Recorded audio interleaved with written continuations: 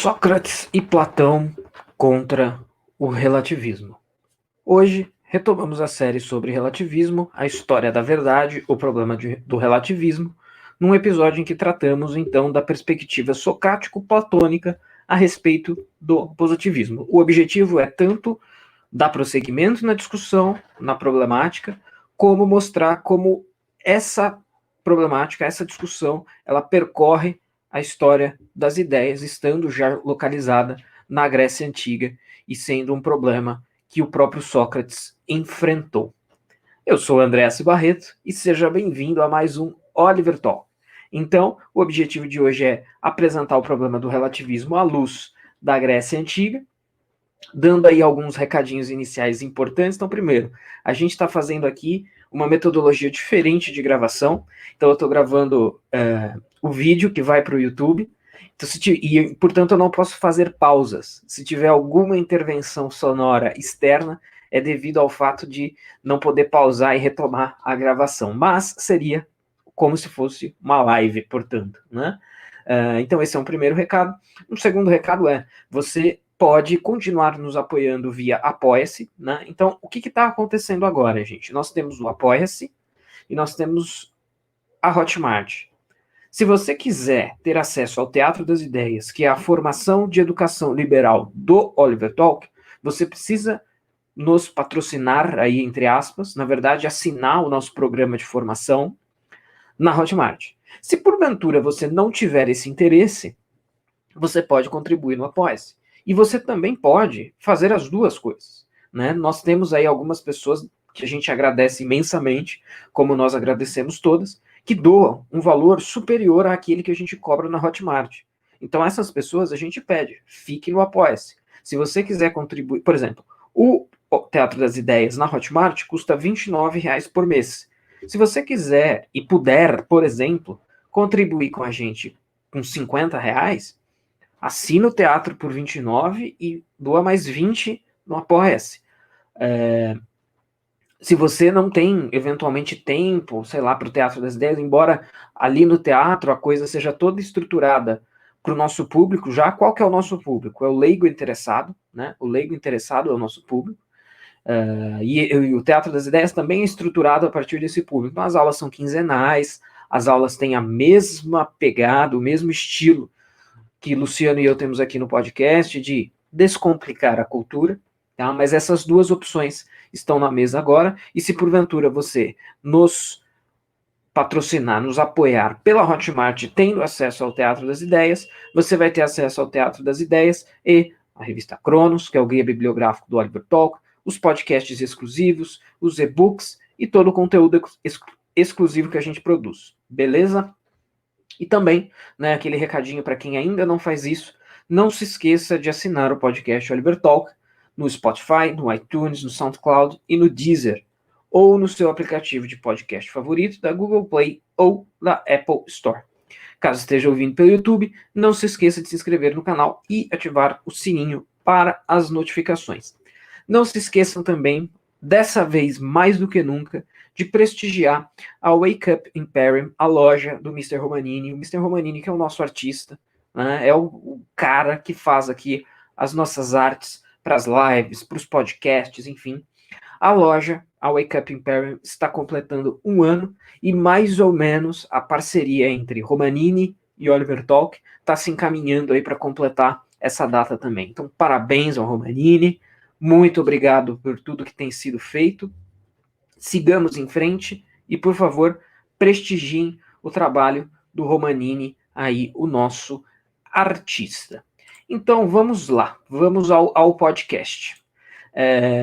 Esse podcast, quem acompanha o Twitter sabe, né? Eu gravei ele inteirinho no dia anterior, mas gravei do jeito errado, porque a gente está experimentando essa metodologia, e aí eu esqueci de fazer um detalhe, a coisa toda se perdeu. Mas enfim, não tem problema. Eu fiquei com tanta raiva que eu falei, eu vou reler e ler uma série de coisas para trazer ainda mais detalhes para esse podcast. Então vamos lá, gente. Então, dentro do contexto da nossa proposta de fazer uma série sobre o relativismo, né, no episódio anterior a gente conceituou, a gente ilustrou alguns braços do positivismo, né, do relativismo, perdão, ou seja, algumas expressões, como que o relativismo se expressa na literatura, como que o relativismo se expressa na estética, na moral, na teoria do conhecimento, etc, etc. Então foi o primeiro podcast, obviamente, um podcast de conceitos, tá? Um podcast de conceituação. E então, e nesta série, especificamente, eu acho que mais do que na série do Jordan Peterson, que foram 12 episódios, essa a gente ainda não sabe quantos vão ser, preparando este podcast, eu já percebi que vai ter um a mais. Então, na minha pré-projeção, se eu projetei 6 episódios, agora já são 7, porque existe uma sequela, né? Sequela no sentido de sequela de filme, né? Existe uma sequela inevitável desse podcast de hoje, que eu vou falar um pouquinho mais para frente.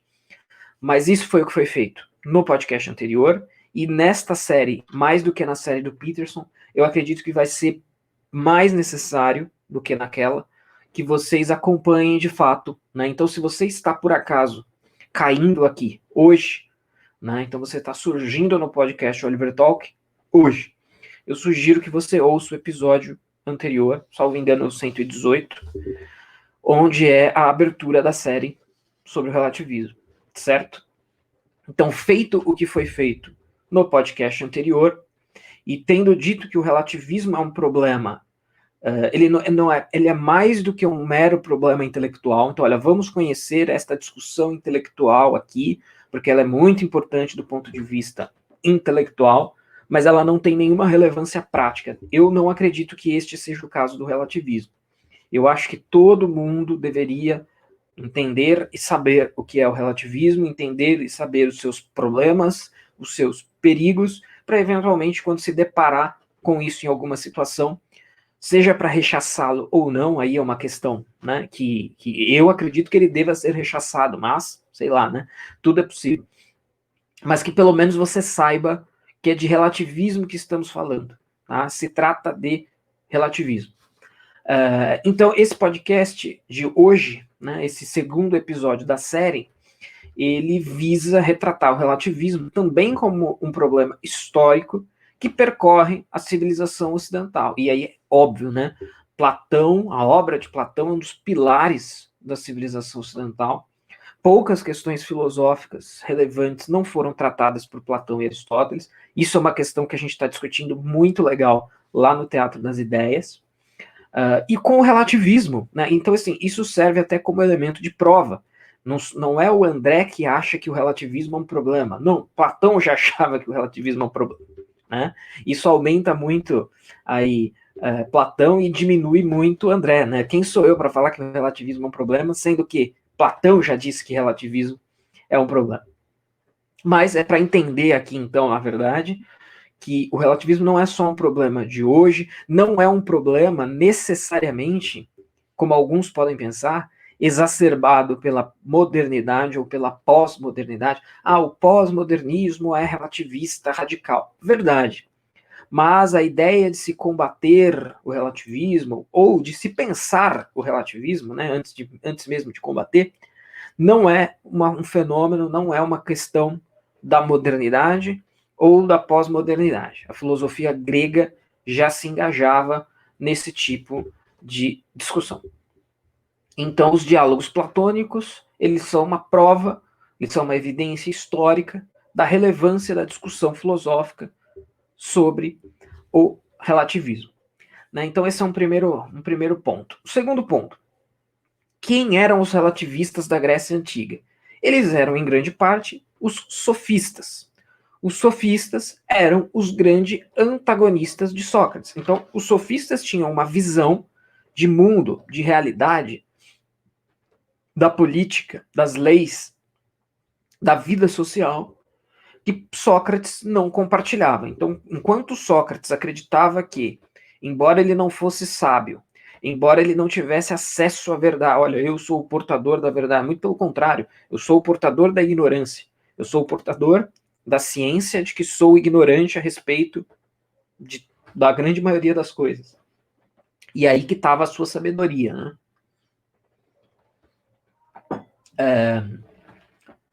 Os sofistas acreditavam que não. Olha, não, nós somos aqui detentores de um certo conhecimento, e nós não apenas somos detentores de um certo conhecimento, como a gente pode tirar vantagens práticas da posse desse conhecimento, né? Então, eu já devo ter falado isso em podcasts anteriores, mas eu vejo os sofistas como os precursores de uma série de profissões. Então, por exemplo, os sofistas, eles, na minha visão, são precursores da profissão de professor, né? Porque se alguém, os sofistas, eles eram mestres da retórica, da oratória, da erística, enfim, das habilidades discursivas. E eles tiravam proveito profissional disso, e também tiravam proveito profissional disso no sentido mais óbvio, que seria ensinar isso para os outros. Se você me pagar, eu posso te ensinar. Então, que é basicamente a ideia do professorado, né? A gente faz aí uma troca, você me paga e eu te ensino aí, eventualmente, algo X, Y, Z que você queira e que eu tenha capacidade para te ensinar. Então, os sofistas são precursores dos professores, os sofistas são precursores dos advogados, pelo menos na minha concepção, porque o advogado, muitas vezes, é o sujeito que vai ter que ser hábil com o discurso, porque ele pode ter que convencer um juiz, convencer um júri, mas nem é esse o aspecto mais importante, na minha opinião. O aspecto mais importante aí seria que o advogado ele pode ter que defender causas que ele não acredita que sejam corretas ou verdadeiras. Então, se você pega um advogado criminalista, claro, ele pode estar defendendo uma vítima inocente, acusada de um certo crime, de um determinado crime, ou ele pode ter plena ciência de que o seu cliente é culpado e o objetivo dele é amenizar isso ou até trabalhar com a evidência vantajosa que ele tem para tentar provar que o cliente não fez ou que aquilo que o cliente fez não é tão grave. Então, o sofista era o cara que brincava com essas possibilidades, né? Isso daí é o que eu chamo. Então, se os sofistas eles defendiam tanto A como B, bastava enxergar ali uma vantagem para isso. Isso é claramente o advogado. Não, o advogado defende o seu cliente, seja lá qual for a postura desse cliente, desde que ele o pague, né? Então, eu não estou falando que isso é imoral, mas eu estou falando que isso é uma prática, é um tipo de ação de uma certa natureza, de uma certa característica que me parece ter sido inaugurada pelos sofistas. Então, veja, o advogado pode saber que o cliente dele é culpado, mas motivado por um montante financeiro, aceitar fazer a sua defesa, isso é uma possibilidade. E aí ele seria uma espécie de relativista por conveniência e não por convicção, né? Porque não é que ele acredite que, bom, como a verdade é relativa, não existe esse negócio de culpa ou de inocência. Todo mundo é culpado, todo mundo é inocente, depende da interpretação, depende do ponto de vista, depende da cultura, né? Isso seria um relativista por convicção. O advogado e o sofista podia cumprir essa função também, embora os sofistas a gente pareça ter indícios que eles eram relativistas por convicção e não por conveniência, mas você pode ter essa postura mais pragmática, no certo sentido, olha, eu sei que isto não é verdade, mas me convém dizer que é, então eu vou dizer. Isso é uma espécie de relativismo por conveniência. Um relativismo por convicção seria alguém acreditar, olha, realmente não existe justiça, então a ideia de você julgar alguém não faz o menor sentido, porque não existe justiça, então todo mundo seria ou é uma espécie de culpado ou inocente em algum sentido. Isso seria um relativista convicto. Mas como o sofista era o sujeito que fazia isso, né? E inclusive na obra Apologia de Sócrates, que a gente está estudando no Teatro das Ideias, a Apologia de Sócrates narra justamente o julgamento de Sócrates. E o Sócrates fez a sua própria defesa porque ele não queria, entre outras coisas, olha, eu poderia aqui contratar alguém, né? Poderia solicitar que alguém me defendesse a qualquer custo. Né? Então, olha, não importa. Não, e Sócrates falou, não, eu vou fazer a minha defesa e eu não vou remar contra as leis da cidade, caso elas me considerem como culpado. Então, ou seja, Sócrates não quis assumir aí a postura de sofista e também não quis ele contratar, né, entre aspas aí, um sofista para operar a sua defesa. Então, existem esses sujeitos, esses pensadores, esses filósofos, sei lá, né?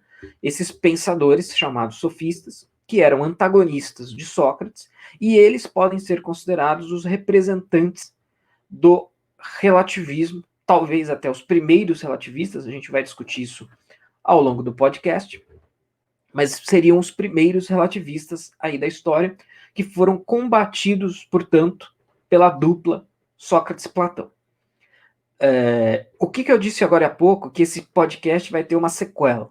Aqui eu vou apresentar, no podcast de hoje, eu vou apresentar esse embate entre Sócrates e Platão e os relativistas, que são os sofistas. Porém, beleza, o relativismo está errado, mas o que Platão tem a oferecer como alternativa? Isso é muita coisa. Então, eu subdividi, é a subsérie da série. Né? Então, além de Platão e Sócrates rechaçarem o relativismo, o que foi, digamos, oferecido para se colocar no lugar? Né? O que era essa possibilidade de um conhecimento objetivo posta por Platão, às vezes na boca de Sócrates, às vezes o próprio Platão, mas o que era isso? Isso vai ter que vir num podcast posterior, tá? Então, né, como eu discuti já, os relativistas, eles são relativistas por convicção ou por conveniência? O que importa para nós aqui são aqueles que são relativistas por convicção. Os relativistas por conveniência talvez não sejam, de fato, relativistas, né? Justamente, eles estão agindo de acordo com a conveniência. Me convém ser, neste momento específico, um relativista. Por exemplo, outra profissão que eu acho que os sofistas foram precursores é a de publicitário. Você é um publicitário profissional, você é contratado para fazer a publicidade de uma determinada marca, de um determinado produto. Eventualmente, você pode achar que aquilo é uma porcaria, você pode achar que aquilo é inútil, mas você, por conveniência de ser pago para fazer aquilo, você vai lá e vai fazer. Né? Eu acho até que essa pessoa não precisa necessariamente ser condenada moralmente. Essa é uma outra discussão, né? Mas isso precisaria ser avaliado numa outra chave, num outro contexto. Mas esse tipo de pessoa, o relativista por conveniência, não nos interessa, porque o relativista por conveniência poderia dizer, olha, eu estou fazendo a propaganda desse produto, mas eu sei que ele é ruim, ou seja, ele sabe que aquilo objetivamente é ruim, mas por alguma situação específica de conveniência, ele precisa utilizar o seu discurso para dizer que aquilo é bom. Né? Então, o professor, o advogado, o publicitário, o político, né, que vai precisar usar da sua habilidade discursiva para convencer as pessoas de coisas que talvez ele saiba que não sejam verdade. Né? Então, tudo isso, e tanto é que muitos sofistas da Grécia Antiga eram também juízes, eram também políticos, e eram também aquelas pessoas que se diziam sábias e que Sócrates se engajava em discussão, né, tal como a gente consegue verificar a partir dos relatos platônicos, né, a partir dos diálogos platônicos, tá? Agora, mas veja, Sócrates não era nem um relativista por convicção e também não aceitava ser um relativista por conveniência. Né? Em Sócrates existe um elemento muito importante que é o seguinte: saber o certo, saber o que é certo é fazer o que é certo. Então não tem essa de saber que tal coisa é errada e ainda assim ir lá fazê-la. Né? A ignorância era o mal para Sócrates. Então, na medida em que você sabe que o produto é ruim, você vai lá e faz a propaganda, isso seria um contrassenso dentro da lógica socrática. Tá? Então, a conveniência de uma profissão, pelo menos numa ótica socrática, ela implicaria o abandono da verdade e o abandono pela busca da verdade. Né? Uma coisa que eu falo muito para as pessoas é: mas você está dizendo que é contra o relativismo, então você está dizendo que existe uma verdade absoluta? Sim, é isso que eu estou dizendo. Mas então você é o dono da verdade? Olha, não é porque eu estou dizendo que existe uma verdade absoluta que quer dizer que eu a encontrei. Né? Isso simplesmente quer dizer que eu acredito que ela exista e que eu estou na busca, que é mais ou menos a postura de Sócrates também. Né? E as interpretações mais radicais de Sócrates são capazes de dizer até que Sócrates, interpretações mais céticas, né, que duvidam na capacidade de conhecer a verdade, na capacidade do conhecimento, Essas interpretações poderiam até dizer que é impossível alcançar essa verdade. Mas mesmo que seja impossível alcançar essa verdade, isso não quer dizer que a gente não deve buscá-la e que esse processo de busca implica em melhorias, né? Então é mais ou menos o seguinte: você quer estudar música, você nunca vai ser Mozart, mas isso não quer dizer que não saber tocar nada e saber tocar bem não sejam a mesma coisa. Então veja, no processo de aprender música, você pode se tornar um bom músico, ainda que você não se torne Mozart. Então a ideia de existir uma verdade objetiva e buscar por ela é mais ou menos a mesma coisa. Pode ser que você não a encontre totalmente nunca, ou não a encontre nunca em vida, mas isso não quer dizer que o processo de busca não tenha valor, né? Outra coisa que as pessoas... Então vamos lá. Um outro exemplo que a gente pode encaixar isso, que o relativista diria, isso é uma prova de que não existe a verdade. Não é bem assim, not so fast, Junior, né? Então é o seguinte exemplo. Então você tem uma pessoa discutindo a favor do aborto e você tem uma pessoa discutindo contra o aborto. E vamos supor que você seja uma pessoa que está com muitas dúvidas, que está querendo avaliar argumentos. O relativista seria o cara que sopraria no seu ouvido assim: olha, ninguém está certo, ninguém está errado, depende. Depende da cultura que a pessoa está inserida, depende da religião que a pessoa pratica. Isso não é verdade. E mesmo que a gente não... É que no caso do aborto, como eu já disse num podcast aqui do Evertalk mesmo, eu acho que a questão, na verdade, ela é bem clara, bem explícita. Mas vamos supor que não fosse. Vamos supor que fosse um 50-50. Olha, 50% de bons argumentos favoráveis ao aborto e 50% de argumentos com bons argumentos contrários ao aborto. E aí, como que a gente resolveria isso? Isso nos leva a conclusões relativistas? Bom, então como tem meio a meio para cada lado, então não existe verdade. O que existe é meio a meio. A verdade está um pouco lá e um pouco cá. Mesmo que esse lá e cá sejam polos opostos e contraditórios. Não necessariamente. Isso não quer dizer que esse seja o caso. Porque pode ser simplesmente o seguinte: olha, nós não sabemos agora quem está certo, quem está errado. Nós não sabemos agora o que é o certo, se é ser contra o aborto ou ser a favor do aborto. Mas isso não quer dizer que amanhã a gente não possa saber e que amanhã a gente não possa chegar a um conhecimento objetivo como resposta para essa pergunta, né? Então a gente tem que tomar cuidado com certas arapucas relativistas que, sem dúvida nenhuma, todo mundo enfrentou ou vai enfrentar em algum momento da vida, porque o relativismo, como eu já disse também, muita gente é relativista sem saber, né?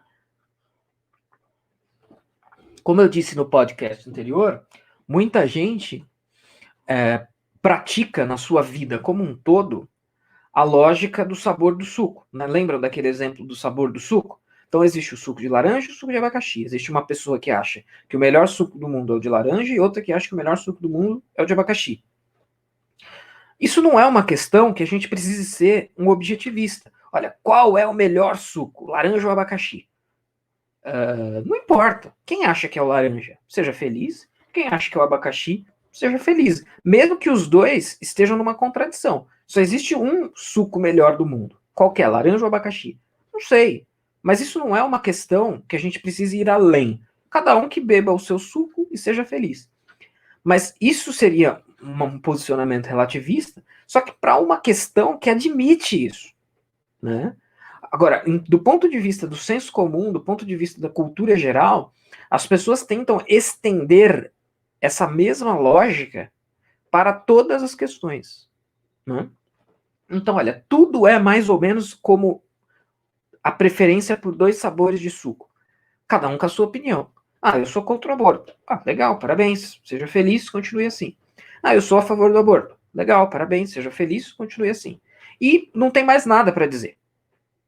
Então, isso é uma postura também relativista, só que agora é perigosa. Não é mais uma disputa por gosto pessoal, individual, sobre sabores de suco. Não, agora é uma questão de bioética decisiva para o curso da sociedade. Então não dá para a gente simplesmente ser relativista. E mesmo que fosse o caso que houvesse um equilíbrio entre essas duas posições contraditórias, isso não quer dizer que o relativismo seja válido ou verdadeiro.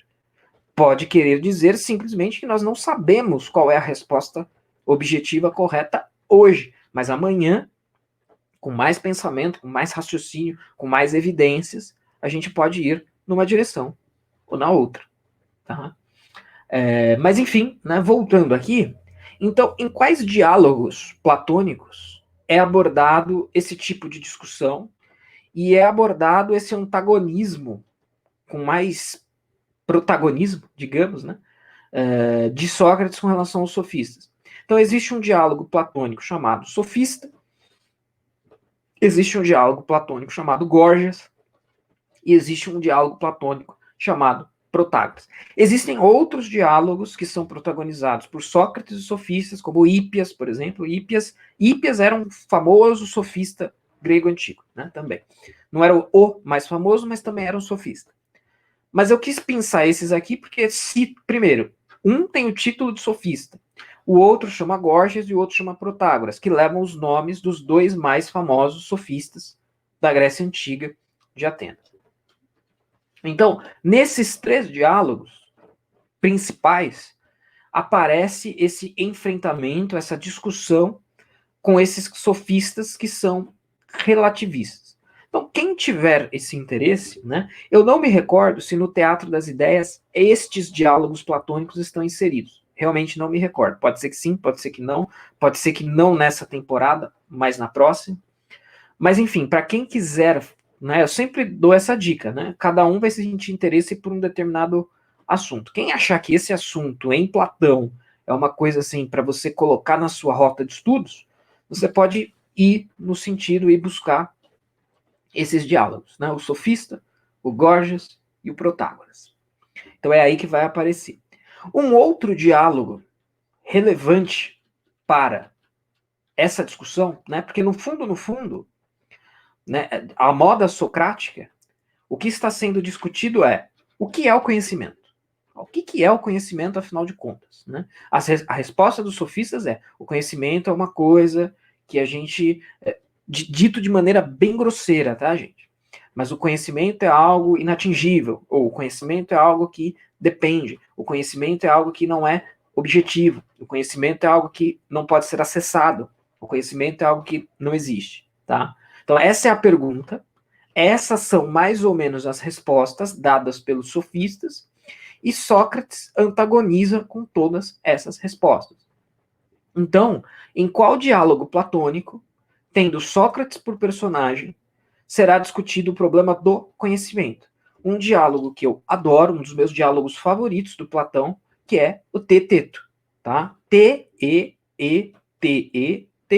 Teteto, tá? Então esse é um diálogo centrado na discussão sobre o conhecimento, para pessoas que, como eu, em filosofia, se preocupam, se importam com a questão da epistemologia, da teoria do conhecimento, esse diálogo, assim, é um banquete, né? Porque o nível é muito elevado, não no sentido de dificuldade, mas a discussão de teoria do conhecimento travada por Platão nesse diálogo é moderníssimo, né? Existem papers sobre epistemologia e teoria do conhecimento que são publicados assim com uma alta relevância, discutindo questões que já estavam contidas no Teteto, como, por exemplo, a ideia de que conhecimento é crença justificada. Né? Isso já é uma ideia muito mais refinada sobre conhecimento. Né? Então, olha, eu posso crer que eu sou visitado por fantasmas de famosos mortos. Então eu já fui visitado pelo fantasma de Napoleão, pelo fantasma de Rasputin, pelo fantasma de Stalin. Eu posso acreditar nisso. Mas será que isso constitui... Eu tenho conhecimento dessas coisas? Bom, isso é uma crença justificável? Não. Então isso não é conhecimento. Tá? Eu estou sendo aqui extremamente reducionista. Tá? O nosso foco aqui, gente, como eu disse, é o leigo interessado. Então a gente tem que trocar em miúdos. Quem já tiver alguns passos adiante pode encontrar aí uma simplificação, uma coisinha meio solta, mas é mais ou menos isso. Então vai ser exposto no Teteto, que é um diálogo platônico que trata do conhecimento, a teoria do conhecimento platônica, que é justamente aquilo que eu estava falando, que vai gerar um novo podcast, que é a alternativa ao relativismo. Então tá bom, que o relativismo não serve para Platão e Sócrates, é o que a gente vai estar contando e vai contar aqui hoje. Agora, o que é posto no lugar, isso vai ter que gerar um podcast posterior, tá? Então, no Teteto, trava-se a pergunta, o que é o conhecimento? Né? O que é o conhecimento para Platão? E aí o que acontece? Bom, seja lá o que for esse conhecimento, ele é objetivo. Veja, gente, eu estou usando a palavra objetivo aqui, e mais para frente eu vou usar a palavra subjetivo.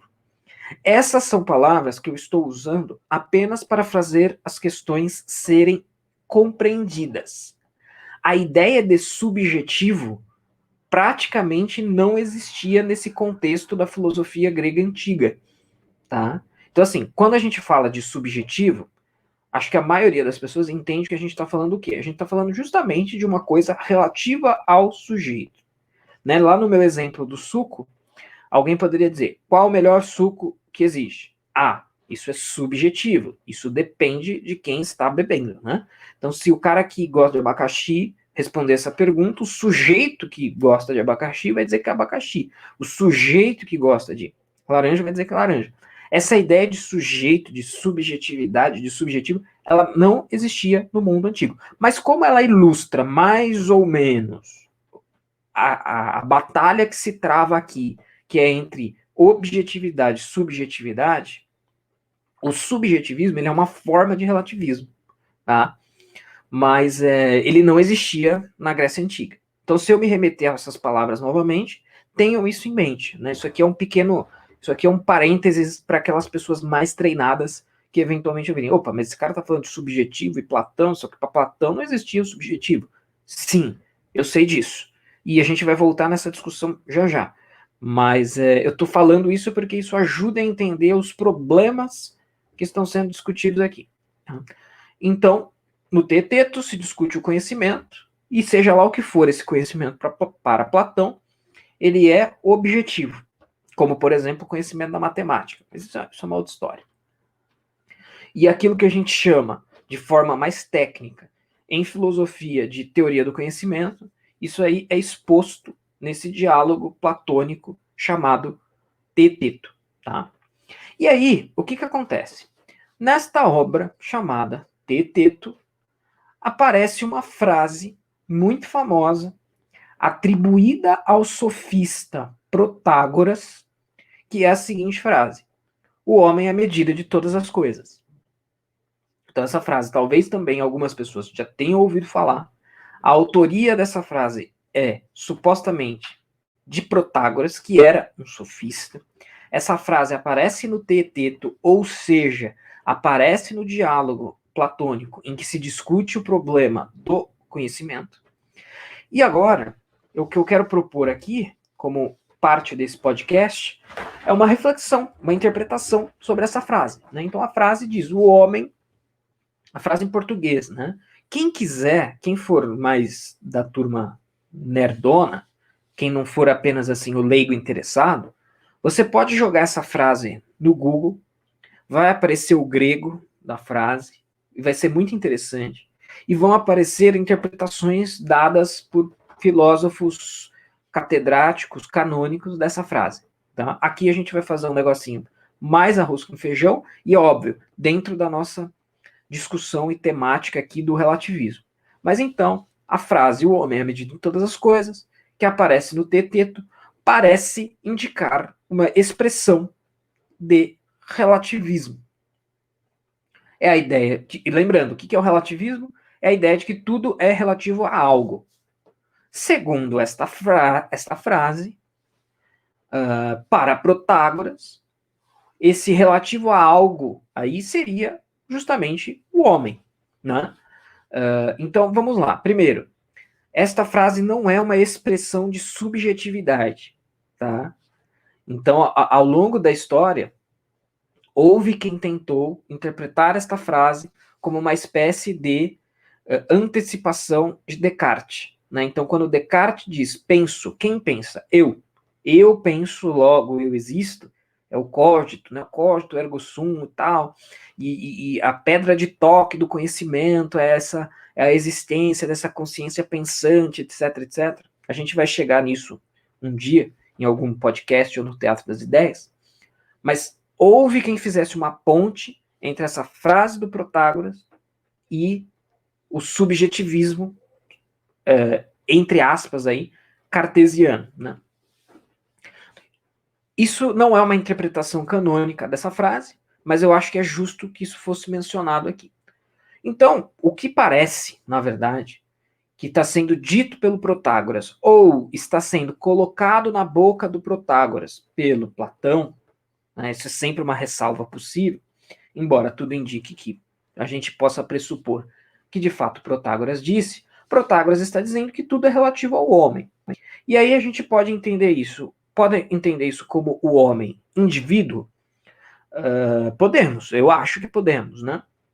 Então, que seria o quê? Seria justamente a forma mais rasteira de relativismo, né? Quer dizer que cada homem é a medida de todas as coisas, inclusive da verdade, e, portanto, não existe conhecimento objetivo, apenas conhecimento relativo. Relativo o quê? A cada homem.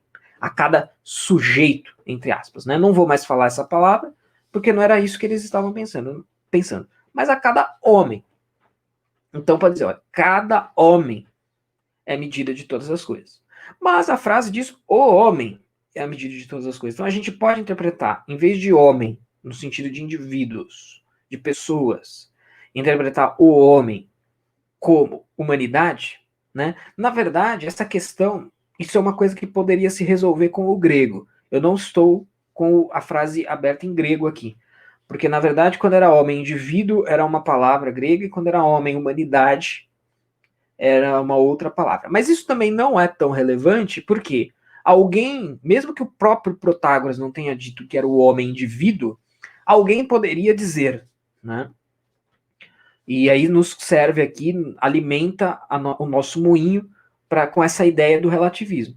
E se for o homem enquanto humanidade, continua sendo relativista e continua sendo estranho, porque como é que a humanidade como um todo pode servir de medida, né? E aí isso eu lembro do grego, esse medida é metron, que é medida de medir mesmo, né?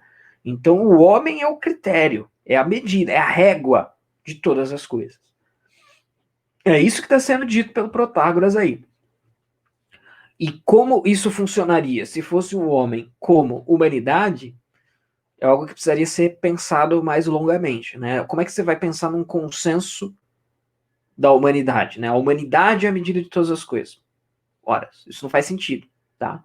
Mas vamos ficar aqui com o pé um pouco mais no chão e pensar que essa frase é uma expressão de alguém que acredita que o conhecimento é relativo.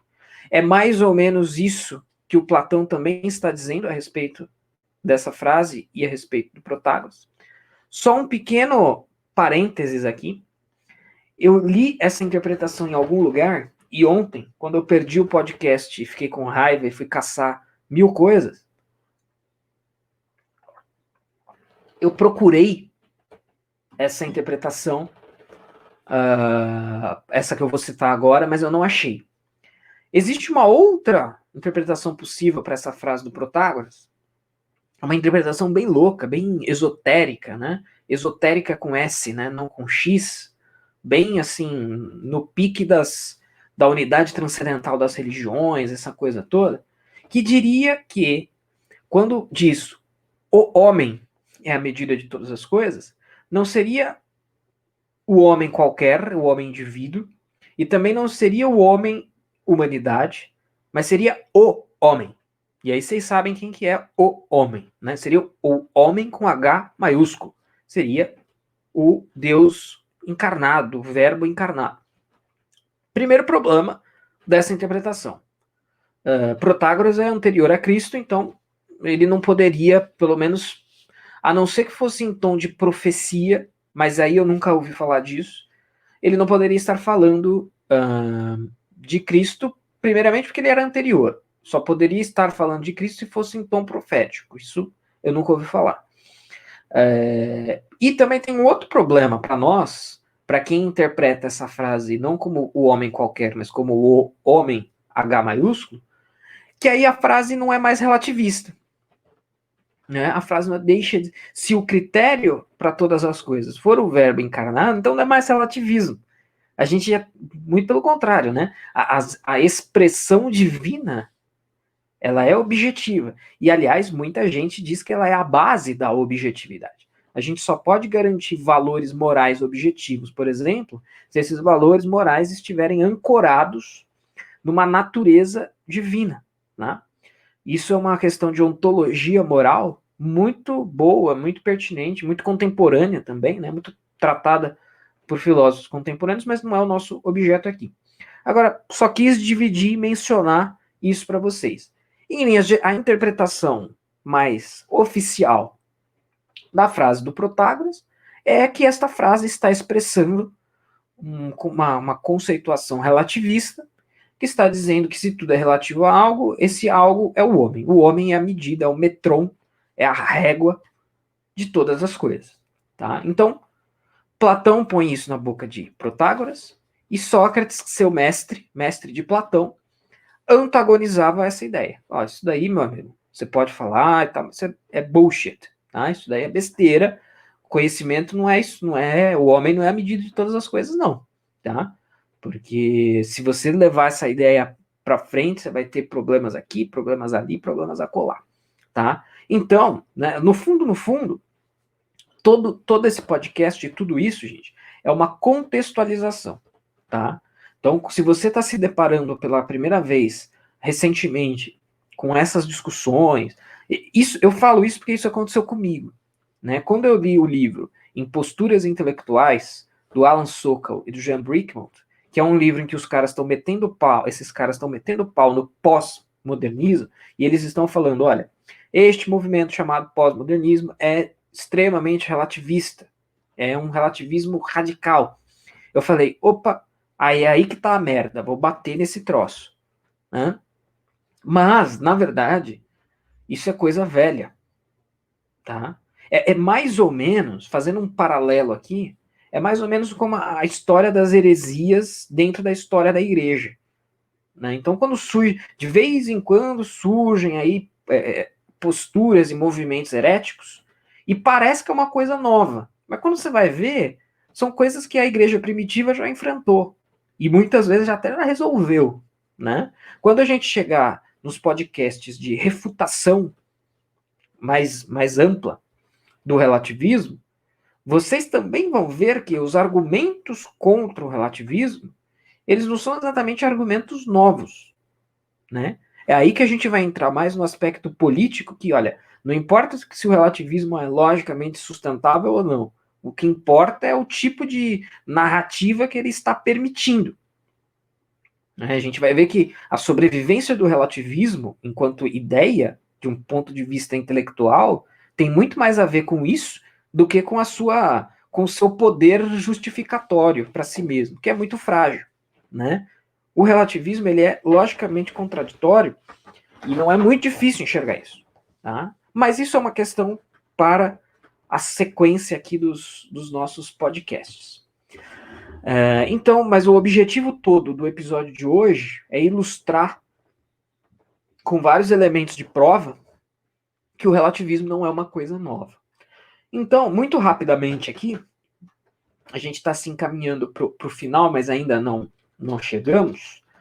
Como é que o Platão expunha essa teoria do conhecimento relativista de Protágoras, né? Então dizia aqui, eu vou fazendo aqui um apanhadão da continuidade dessa exposição que Platão fez de Protágoras, esse sofista relativista ou supostamente relativista. Em primeiro lugar, é preciso considerar que Protágoras lecionava, segundo Platão, duas qualidades diferentes de ensino. O ensino mais popular e acessível era dado à multidão, que ocasionalmente pagava e frequentava seus cursos. Né? Então é aquela ideia de pegar a sua habilidade retórica, a sua habilidade discursiva e colocar na mesa como um produto para venda. Você pode fazer um ensino honesto disso, como você pode fazer um ensino, se não desonesto, não tão honesto. Né? Olha, eu quero aqui. É a famosa lábia, né? né? É claro que eu estou jogando o nível bem lá embaixo, mas é para ajudar a pensar a questão. Então, olha, eu quero virar um cara bom de lábia, para vender coisa boa para os outros ou para vender porcaria, né? Para vender coisa ruim, tá? Então é mais ou menos essa a ideia. Então isso para um público mais acessível.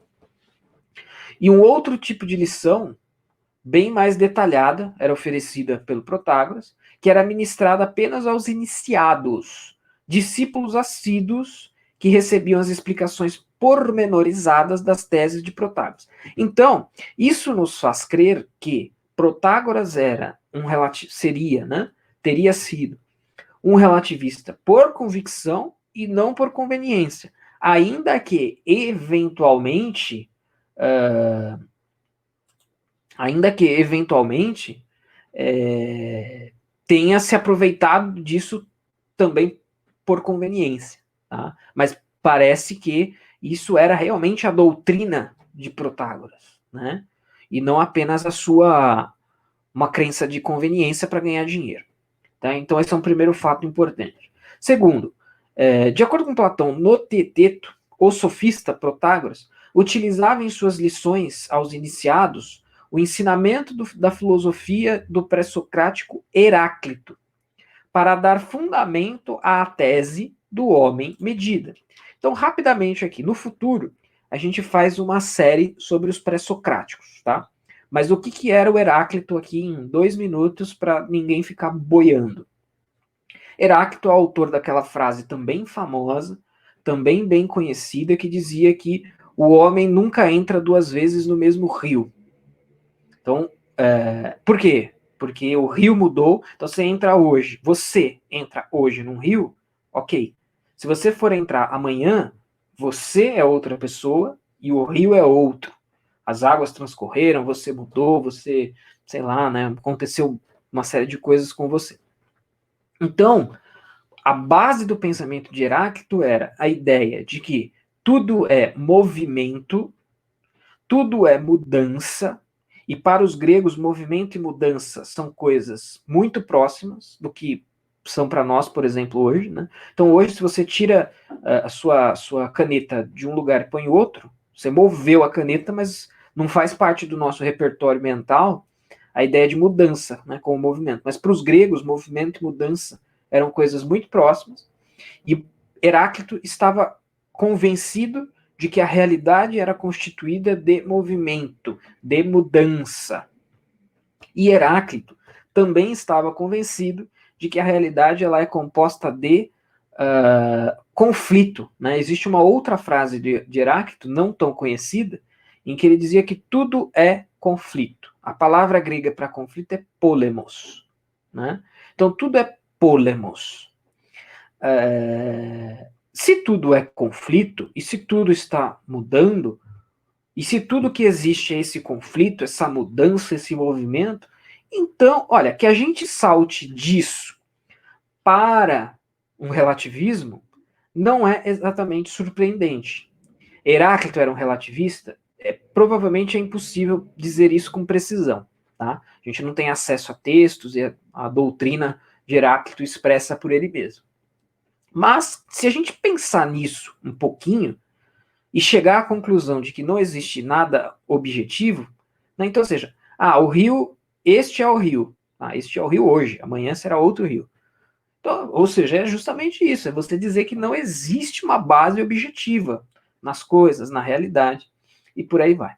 Né? Então, parece, segundo Platão, que Protágoras tinha por mestre, por inspiração, Heráclito, que era quem dizia que não existe nada constante. Né? O filósofo pré-socrático da constância era Parmênides, que dizia que em vez de tudo ser mudança, dizia que tudo é ser.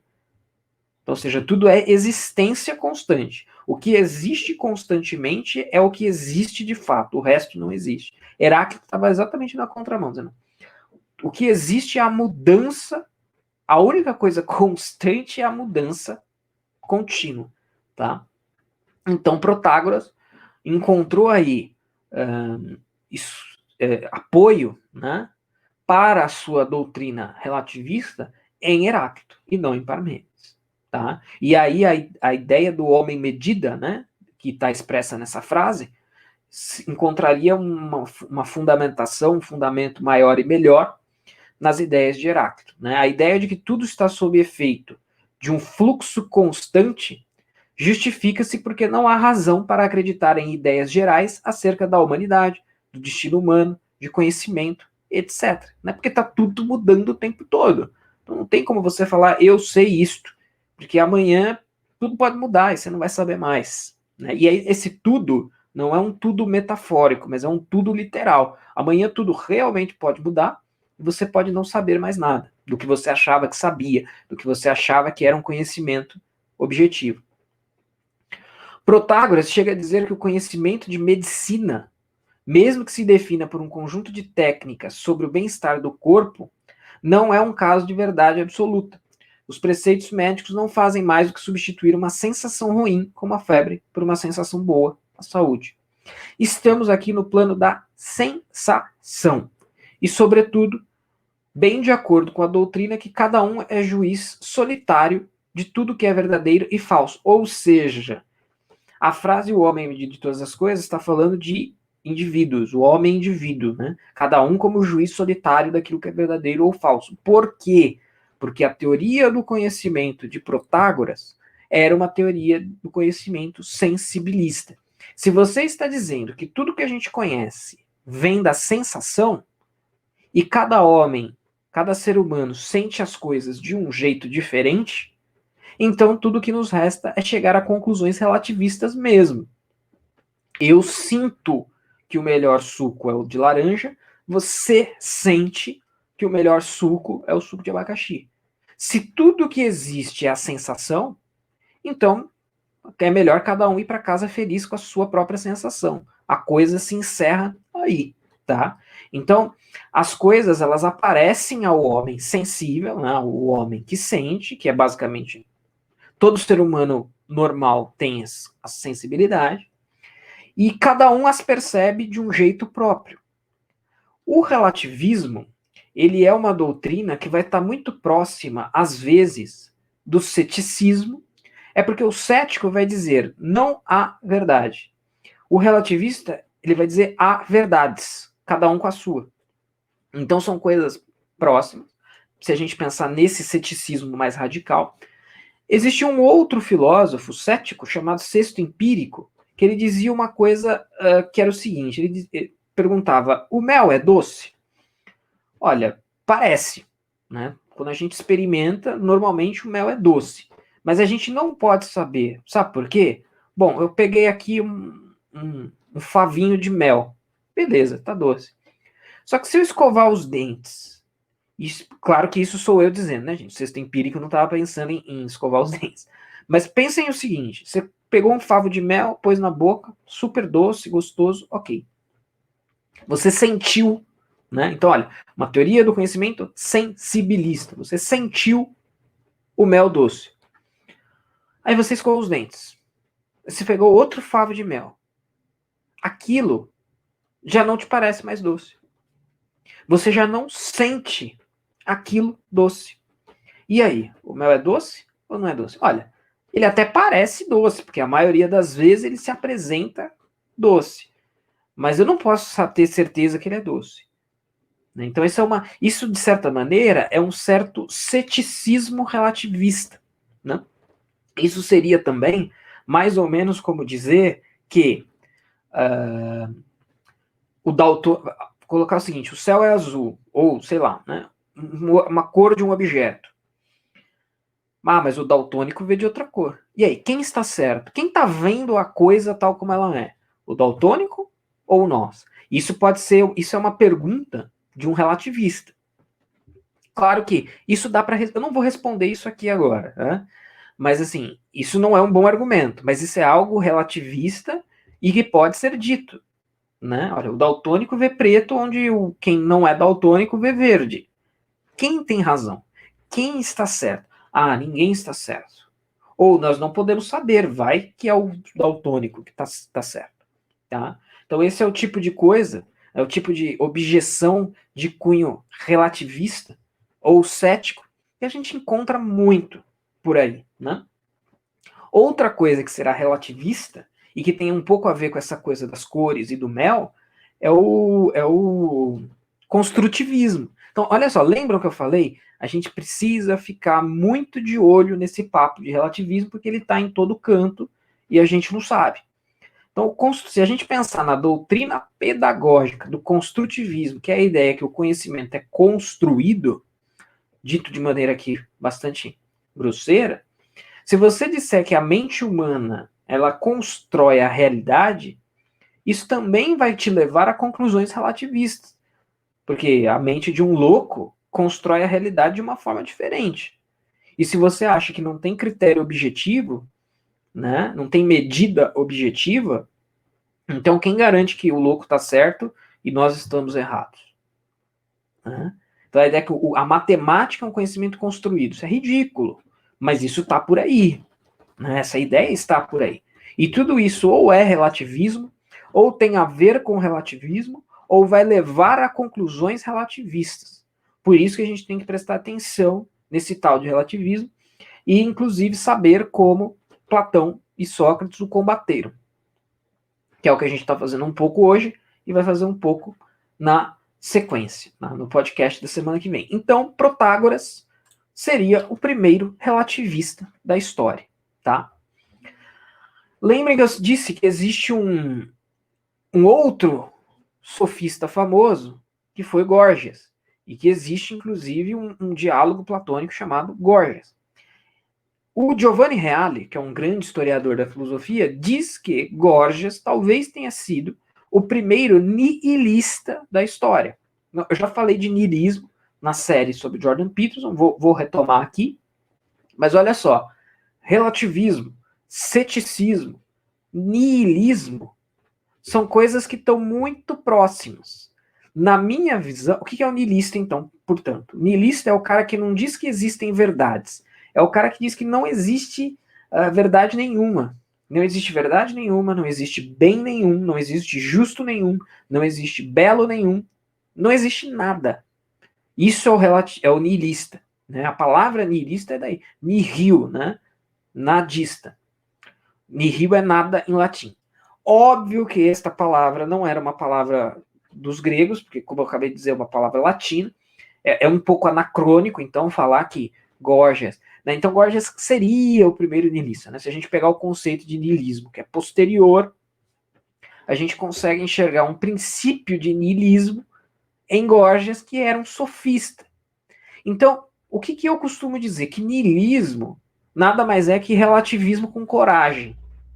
Né? Porque se você não tem verdade objetiva, então esse negócio de tem verdades é bobagem. Na verdade, se não tem verdade objetiva, então não tem verdade nenhuma. Se não tem verdade nenhuma, não tem bem, não tem justo, não tem nada. Então, ou seja, o niilista, nesse sentido, o niilista está certo. E o niilista é o mais corajoso. Ele é mais corajoso que o construtivista, ele é mais corajoso que o cético, e ele é mais corajoso que o relativista. Porque ele fala, olha, não, meu amigo, se você chegou a essa conclusão, e o niilista chegou, na verdade, não existe nada.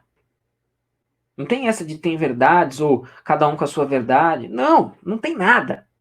Não tem nada. Literalmente nada. Né? Tudo é possível.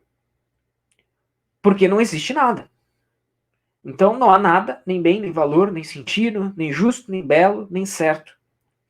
Não que uma mesma coisa possa ser boa ou ruim a outro. Bom e ruim sequer existem. Né? E se não existem objetivamente, é isso mesmo. Né? Então é interessante a gente pensar aí no Górgias como sofista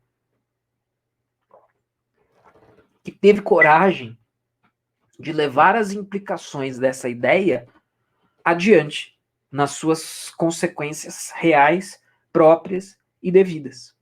Tá? Então esse é o contexto, aí uma pequeniníssima introdução ao relativismo como um problema no mundo antigo. Tá, gente? Então esse é o podcast de hoje. Semana que vem nós voltamos com o que Platão põe no lugar disso daí tudo.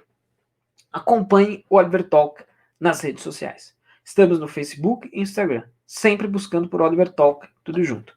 Este foi um podcast sobre Sócrates e Platão contra, batendo, socando o relativismo. Não deixem de me acompanhar também nas redes sociais. Basta procurar por Andrés Barreto no Facebook e no Twitter. E também no Telegram. No meu canal eu faço análises diárias de aforismos de Nicolás Gomes Dávila. Muito obrigado e até a próxima.